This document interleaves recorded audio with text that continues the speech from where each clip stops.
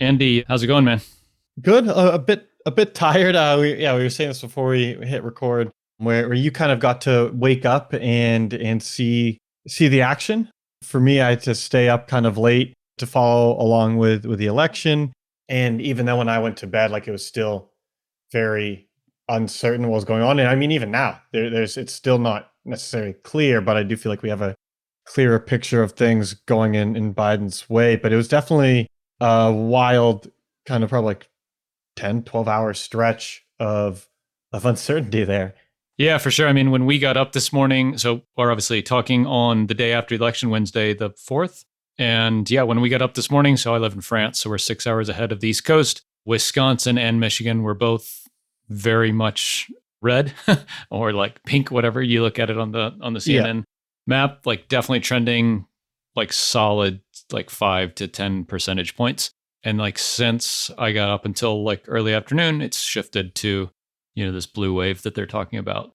So it's really super interesting. I went to bed last night with no information, woke up this morning with really bad information. Now, in the afternoon, it looks a little better. So, I mean, even just throughout the day, it's been like a freaking roller coaster. So, such as 2020, I think, huh? Yeah. Do you mind if I like rant for a little bit? No, go for it. Yeah. No, so one of the most frustrating parts for me about politics specifically, like when it comes to like presidential elections, is just the general lack of understanding of like how probabilities work. And it's always frustrating, like when people point to Nate Silver being so wrong in 2016. It's like, no, I think he had Trump winning at like a 20 to 30% likelihood. And in a lot of people's eyes, that's wrong because he won, and that's a binary outcome of like 100% he won. But people don't understand, like they can't think probabilistically in the sense of like going into it, practically nothing is going to be binary like that. It's going to be this always happens or this never happens, and there's always going to be some distribution of outcomes, and it's just really lost on the general public. And I mean, last night was a really great example of this, where I'm typically a believer that markets are generally trending towards being efficient. I think there are moments of inefficiency, but I think to beat markets on the whole, especially the more liquid they are, the more active they are, is just very, very, very difficult to say the least.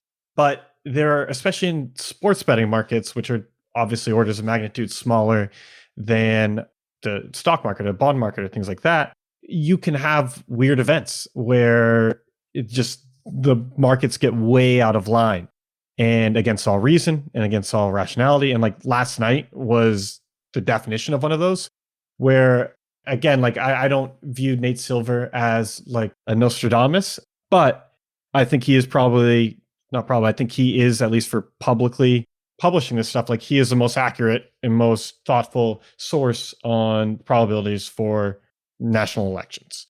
This is methodology, nothing comes close to it. And like he is kind of, in my opinion, the litmus test.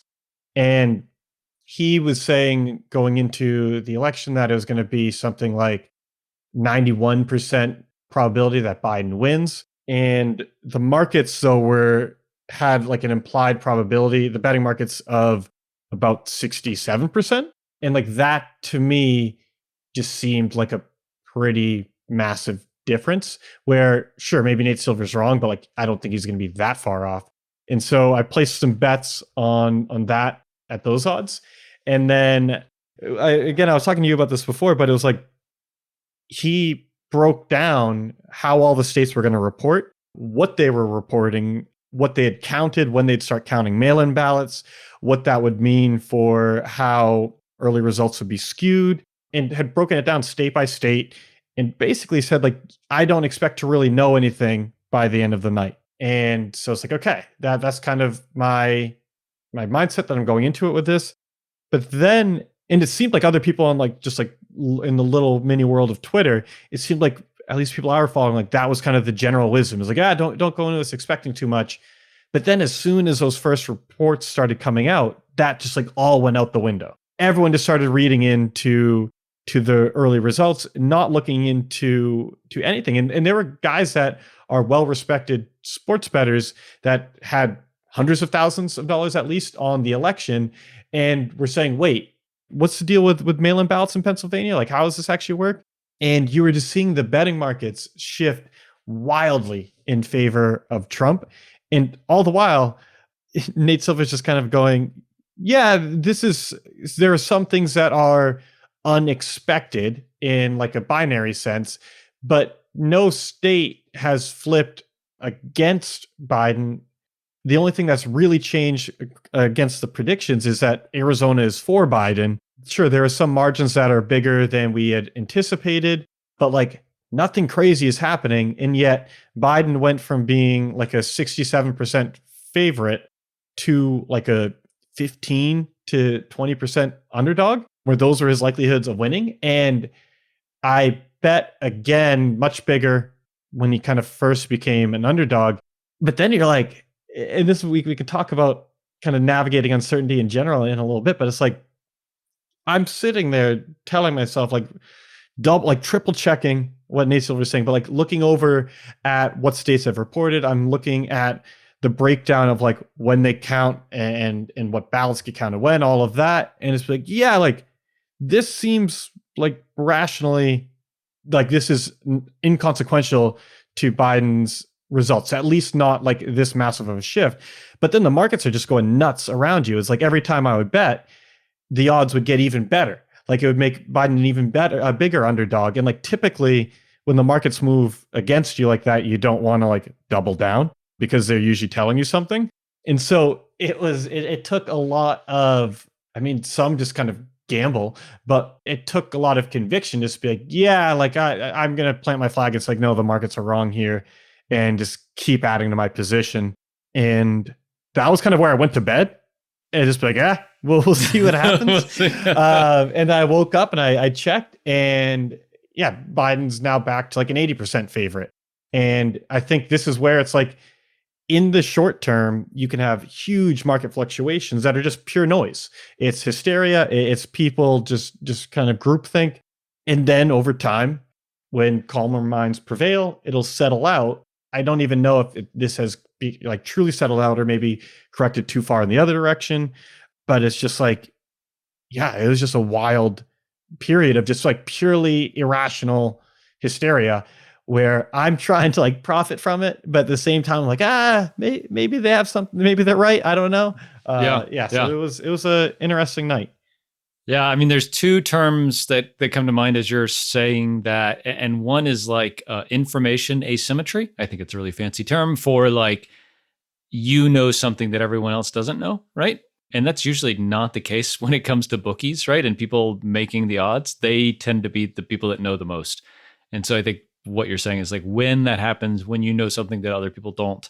And I think we can bring this into like entrepreneurship, is like we know something that our competitors don't because we're small and nimble and things like that. Maybe some of that, I want to dig into that more. But I think the other one is very much like an amateur gambler or an amateur stock market picker / quote investor, where their emotions get the better of them and they make emotional decisions, usually when the tides turn against them and they, you know, sell at the bottom or whatever. And I think that those two things are what separate, for me, like people who really understand and manage risk well and uncertainty, and people that don't. And I think you can say that's investing in a market like the stock market or sports gambling or entrepreneurship, and like the bets that we take in our business of like hiring somebody or going into this market or taking the product in a certain direction. Does that kind of jive with you, that like those things are kind of consistent across the parts of your life?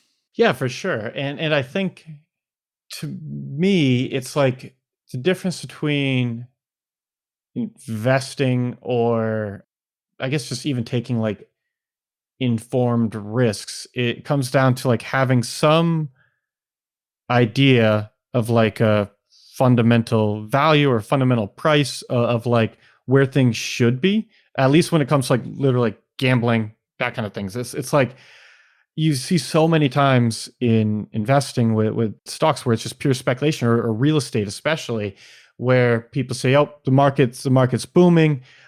the trends, like people are really going after this. Like I'm trying to think of like examples. Like sure, like e-commerce. Like, oh yeah, with COVID, like e-commerce is only going up, so we got to get in at this. But it's like that's like people saying the sports betting equivalent of that is saying like, yeah, like road teams have been hitting like road games in cold stadiums have typically been hitting the under for the last like 10 weeks. So we should bet the under next time that like these conditions come up. And it's like, well, the market might have priced that in.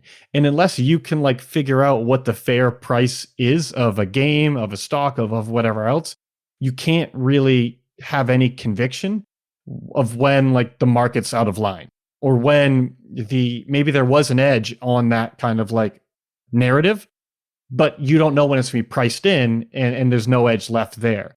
And it's like, sure, like, yeah, real estate is going up and up and up, but everyone knows that. And so like people are building like crazy. So there's going to be a point where like supply outstrips the demand. And how do you know, unless you can inherently value what the value is today, like when we're there, when we're going to get there. And like, that's why with this case, with the election, for me, it almost made it harder because we had like firm numbers from Nate Silver, which like gave a price. It said like, this is what the fair price is now. And then the market was giving a price that was just like way off. And it's like, it's one thing if I had like a Excel spreadsheet and I kind of like hacked together a few things to like come up with like a basic price myself, then I'm like, I feel okay with this, but not great. But like with this one, it's just like, this is like a very strong model that we're relying on.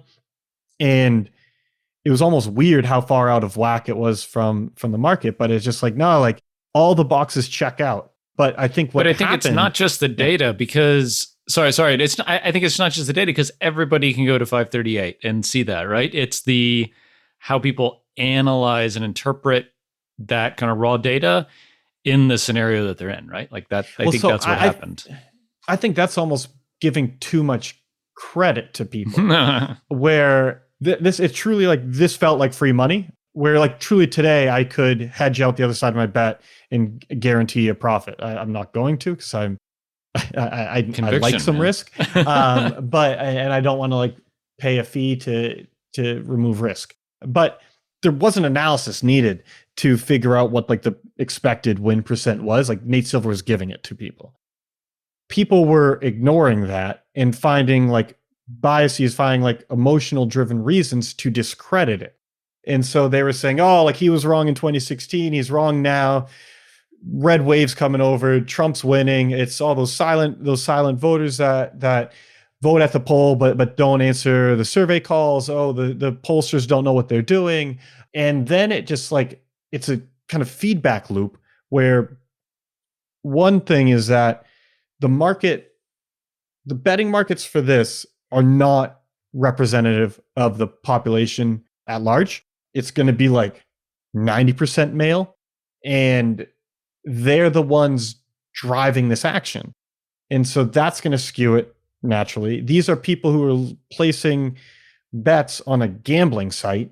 So they're not going to be like sophisticated investors on the whole.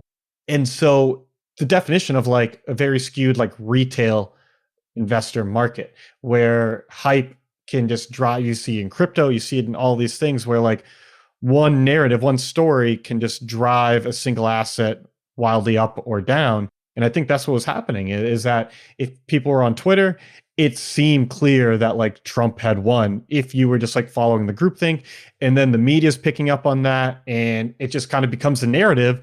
And then people see the lines, the odds changing, and they're trying to get in on it. And it's like, I don't think there was analysis, is what I'm basically getting at, is I think people let their emotions get the best of them and kind of their own biases come out and just find ways to discredit the analysis. And then it's felt like a train that was running away. So people wanted to get on board. And there were just like a lot of like psychological factors, I think, drove it. But yeah, I don't think it was as though like there was competing analysis against like that, the kind of prevailing wisdom, at least in my opinion.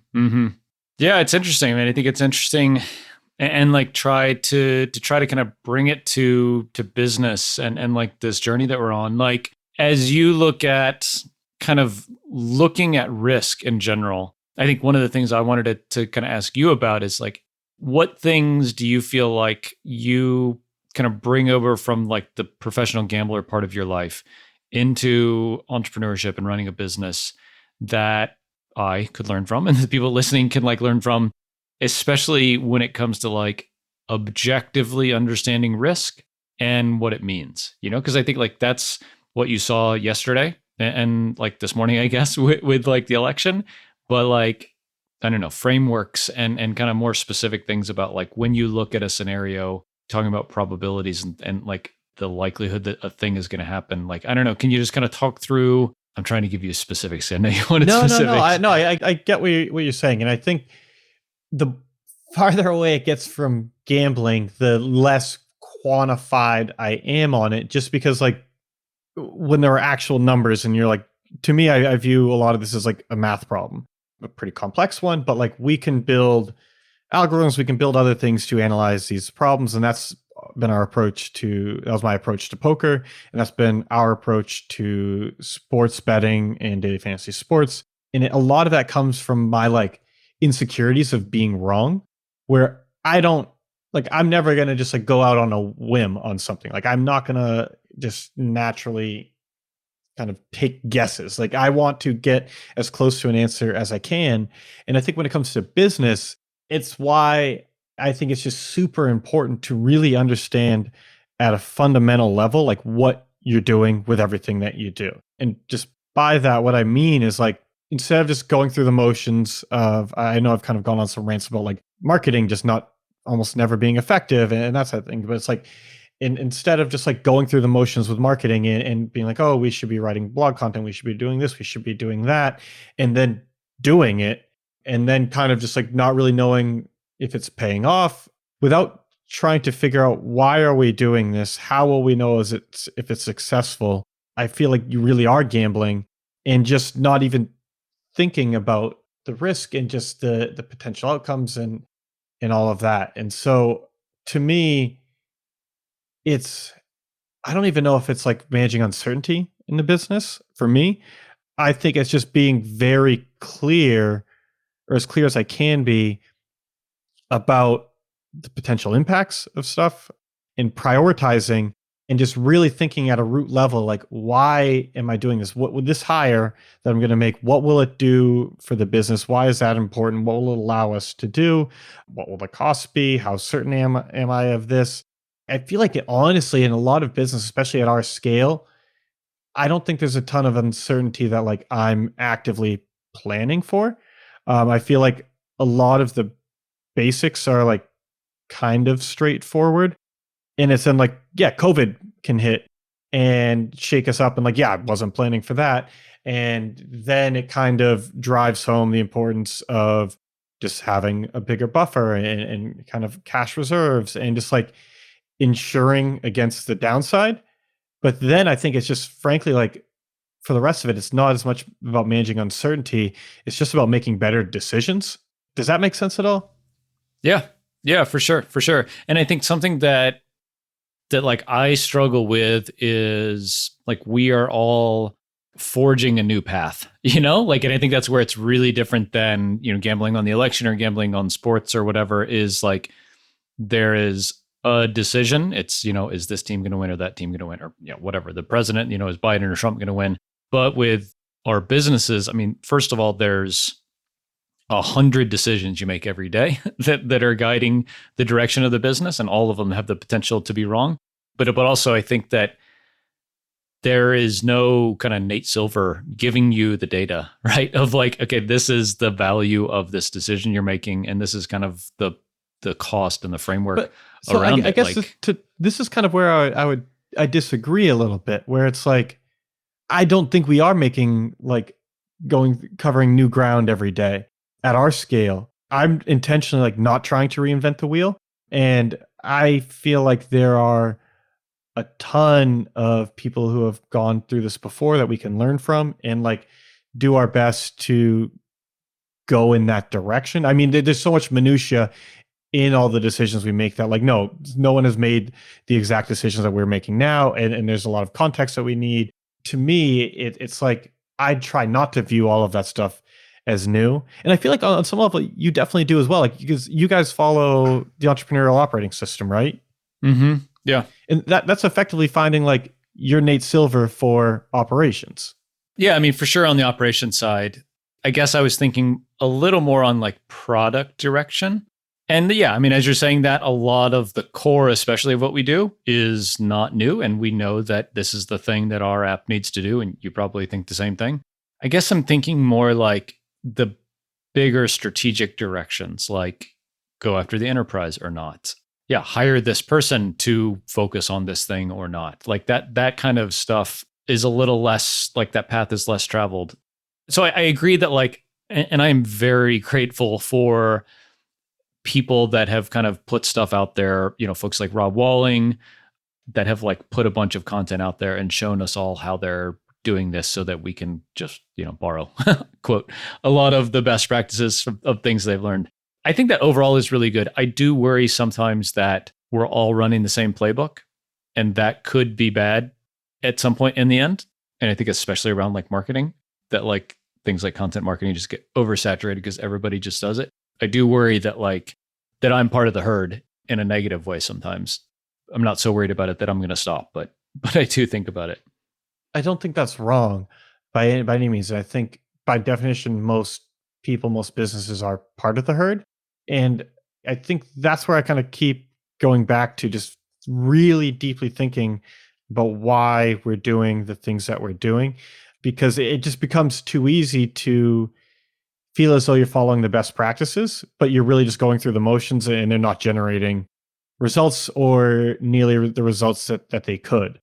It's why you used to always just hear like SEO is dead, Facebook ads are dead, like these things are dead. It's like, no, they're not. But you can't just go in and implement like a 10-step checklist and expect to start printing money, because it is more competitive. Everyone started following those checklists. And so now the table stakes are much higher. And if you just kind of dabble in these things, you're going to be part of the herd, and you're not going to get kind of standout results. And so I think for me, where I've done well, and it's not at all to say that like I don't make mistakes here. I make an insane amount, but it's like I try to think big picture of like, what direction are we going in? What are the things that are most important for the product, for the people? And so I guess to get like specific, I'll talk about some of our product decisions. And so originally I felt like we were getting a bit unfocused, where in our market, there's kind of a lot of different competitors that all do a variety of different things. There's pretty much like one competitor that's like most directly comparable to ours. The others are a mix of software and content, picks. Like some will give you their projections, some will have tools to act on those projections, some will have podcasts and blog posts and all these other things, but they're all just like sort of all over the place. And early on, it just was clear to me like we can't do all of those things well. And so we're not going to have a podcast. We're not going to churn out content every single day or every single week, even. We just can't play that game, and it's super competitive. And so then it's saying, okay, so we take those kind of media companies out of our competitive realm. Then from there, it's saying, all right, what's left? Do we have the software component, and then we have kind of like the picks, the projections, and like the data that goes into the software. And early on, I think we were too diluted in trying to go after both of those things, but they really are separate markets. I think they're complementary, but it's a lot to do for a small team to work on data collection, work on your algorithms, work on all these things while improving the core product. So we kind of hit pause on a lot of the improvements to the algorithms and the models. We got them to a point where we were confident in them, but we couldn't just keep working on them and the product. And so that was kind of just very narrowing in on specifically what market am I trying to go after now? And then it made product decisions just way easier because I could, every week when we're going over our priorities, we could say, okay, what moves the actual like software forward and gets us competitive and helps us stand out from the crowd on a software level. But then we could go even deeper and say, okay, what are the different kind of segments of this market? And there are professional players, there are kind of like semi pros that they're profitable in the long run, but they have a day job, they're doing this on the side. And then there's the casual players that many don't even have like an expectation of profit. They purely view this as entertainment, but they want to do better. And each of those markets want pretty different things. And if you're building like a feature for one segment at the same time as one for another, like you just don't make progress in a way that's meaningful to any of them because they all feel like you're moving pretty slow and they still don't have what they want. And so we made a decision to go even narrower and say, okay, which segment are we closest to serving now? Which will get us furthest ahead, like in terms of separation from the competition? And what do they care about? And for us, it was the more casual players. We were getting a lot of traction with them. They're not served well by any of the other players, but we knew there was more we could do to serve them even better. And so we focused on that. And that again just made the product decisions way easier when we knew what part of the business are we focusing on and what segment of our customers are we trying to best serve. And now that like we're frankly almost done with like the list of things that need to get done for that segment, it's like, all right, which one do we go after next? And what do they care about? But so this is a long-winded way of kind of walking through like how I think about these things. But I feel like the more you can narrow down specifically what you're trying to do, and you do that by like figuring out who you're trying to serve, what they need, and all of that, just the easier a lot of decisions get. And even if like I prioritize something wrong, it's like as long as I'm directionally, like strategically going in the right direction, it's probably not that big of a mistake.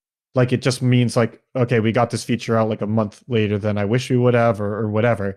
But like the mistakes, I just feel like are much less expensive that way when you can kind of just like put your blinders on and just get strategically pointed in the right direction. Does that make sense? Yeah, no, it definitely resonates. And I think the two things that I was thinking about when you were running through that was like one is like really taking the time to think. It sounds silly, but like we are all so busy and just like running in circles a lot. I am at least that I find like my most clarity comes from like walking the dog or or just like a random time when I'm not on my phone, I'm not at the computer, I'm doing something else.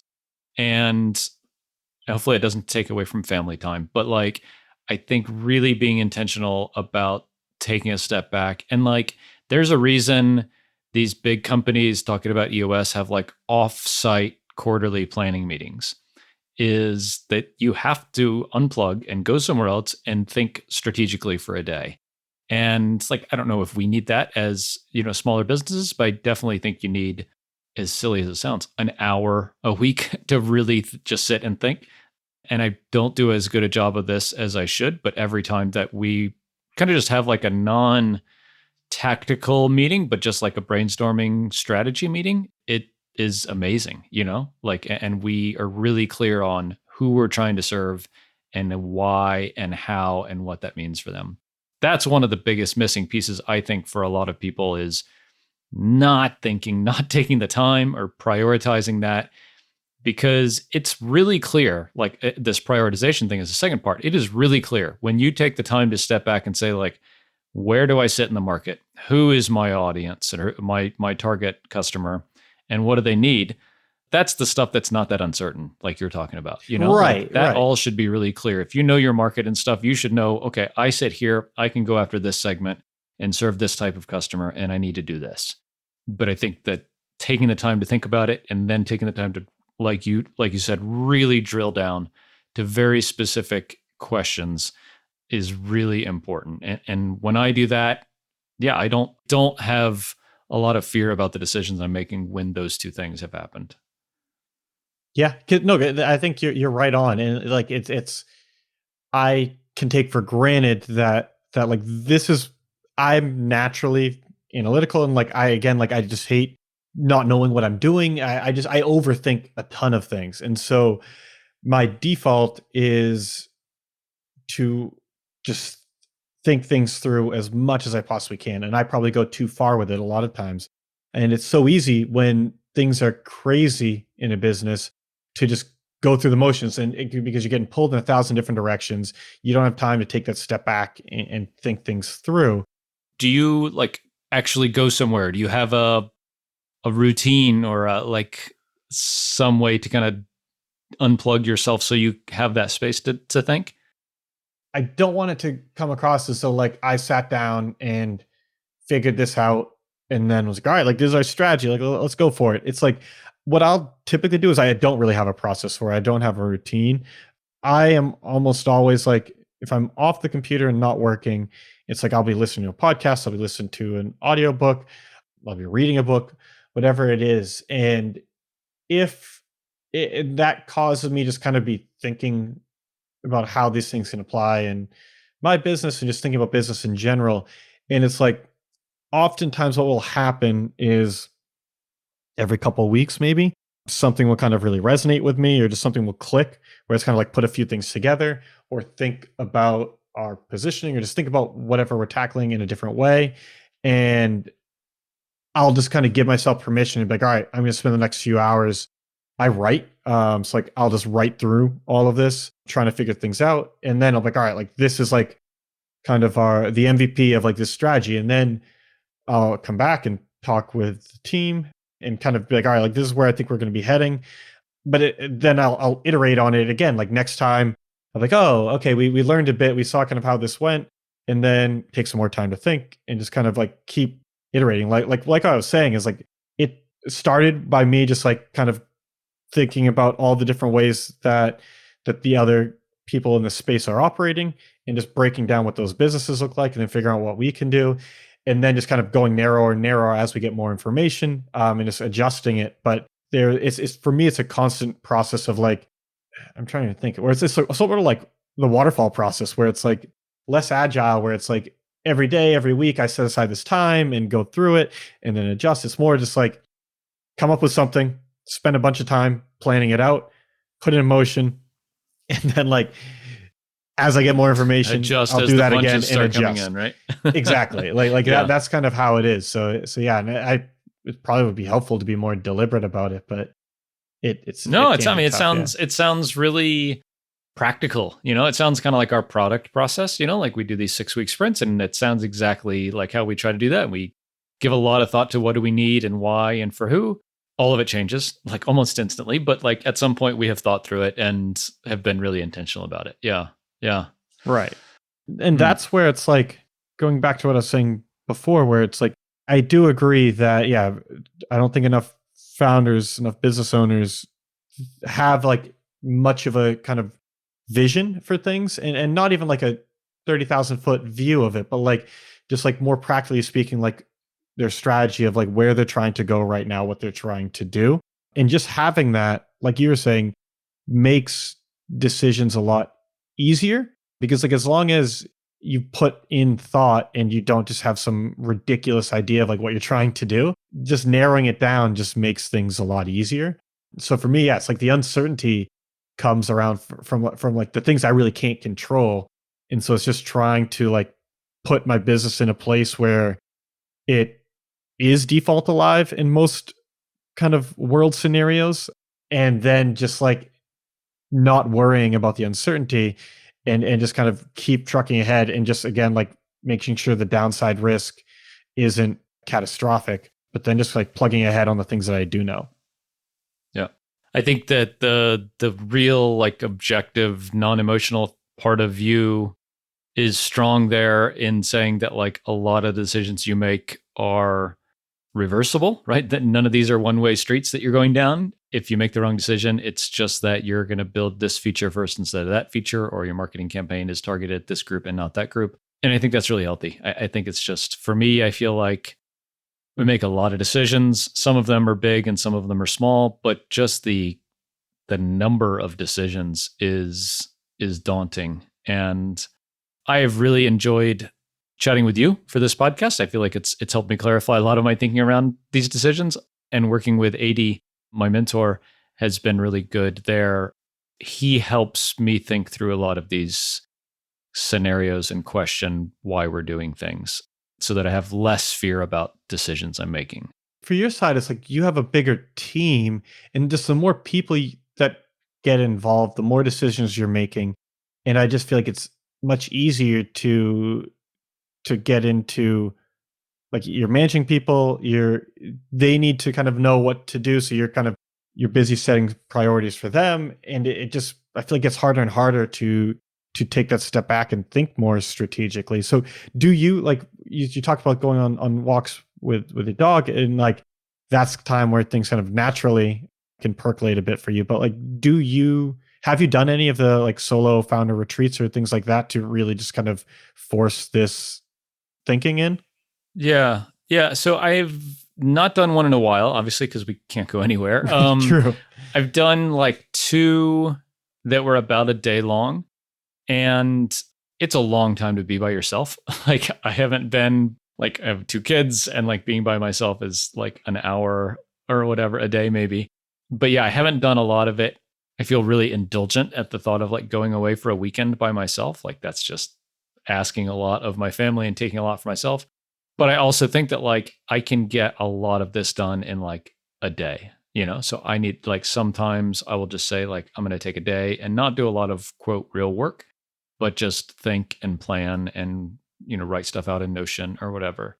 I do try to be a little disciplined about having some more structured and dedicated planning or thinking time, because the other thing that I found is like the team, and the team being bigger and me being less involved on a day-to-day basis in certain aspects of the business means I need to be much more clear and organized with this stuff than if I'm in the weeds, like actively affecting the direction and the decisions, because like I have to bundle up everything and hand it to someone, you know, like I'd say, this is what we're going to do and why and for who.